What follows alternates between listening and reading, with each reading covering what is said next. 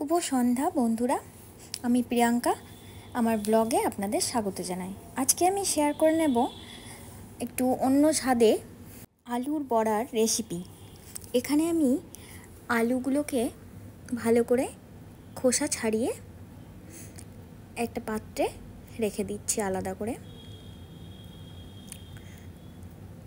এরপর খোসা ছাড়ানো আলুগুলোকে আমি গ্রেডার দিয়ে ভালো করে গ্রেড করে নেব। আজকে যে আলুর বড়ার রেসিপিটা আমি আপনাদের শেখাচ্ছি, এটা আপনারা পান্তা ভাতের সাথে সকালবেলায় দুপুরবেলায় খেতে পারেন, গরম ভাতের সাথে বড়ার মতো খেতে পারেন, সন্ধেবেলায় চায়ের সাথে খেতে পারেন পকোড়ার মতো, এছাড়া মুড়ির সাথে খেতে পারেন। আমি এখানে আপনাদের চায়ের সাথে পরিবেশন করে দেখিয়েছি। বাই দ্য ওয়ে, আমি এখানে আলুগুলোকে গ্রেড করে নিচ্ছি এক এক করে। বেশি বড় গ্রেটার দিয়ে করবেন না, তাহলে আলুগুলো অনেক মোটা মোটা হবে, তো তাই জন্য আমি সরু গ্রেটার নিয়েছি। এখানে আলুগুলো গ্রেড করা হয়ে গেছে। এখানে আমি বিভিন্ন মশলাগুলো নিয়েছি। এখানে আমি নিয়েছি লবণ, আমি এখানে 1 চামচ মতো লবণ দিলাম,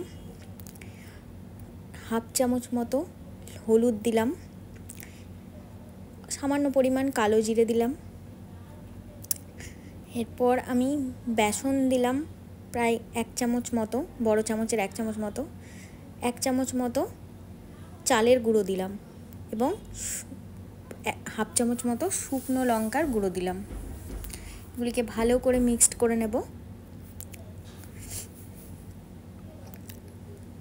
আলু আলাদা করে জল দেওয়ার প্রয়োজন নেই, আলুর থেকে যে জলটা বেরোবে সেখান থেকে এটা মাখা হয়ে যাবে। যদি আপনাদের প্রয়োজন হয় তাহলে আপনারা আলাদা করে জল অ্যাড করতে পারেন। এটা ভালো করে মিক্সড করে আমি কিছুক্ষণ রেখে দিয়েছিলাম। এরপরে আমি অন্য কড়াই চাপিয়ে, কড়াইটা গরম হয়ে গেলে তাতে তেল দিয়ে দিলাম। আমি সাদা তেলেই ইউজ করেছি এখানে। তেলটা গরম হয়ে গেলে আমি এতে চামচে করে ছোট ছোট বড়ার মতো করে মিক্স করে রাখা আলুটাকে কড়াইতে দিয়ে দেব।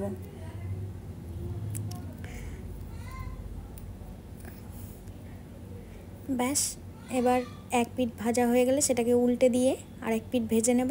এবং আমাদের দেখতেই পাচ্ছেন কি সুন্দর বড়াগুলো ভাজা হচ্ছে লাল লাল।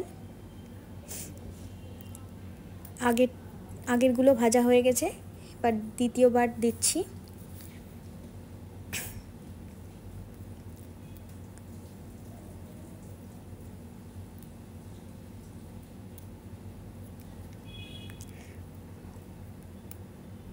আপনারা বিভিন্ন শেপে করতে পারেন।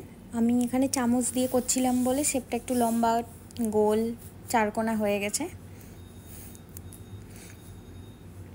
ব্যাস, আলুর বড়া রেডি। আপনারা সন্ধ্যেবেলায় চায়ের সাথে পরিবেশন করতে পারেন। এই ছিল আজকের ভিডিও। কেমন লাগলো অবশ্যই জানাবেন।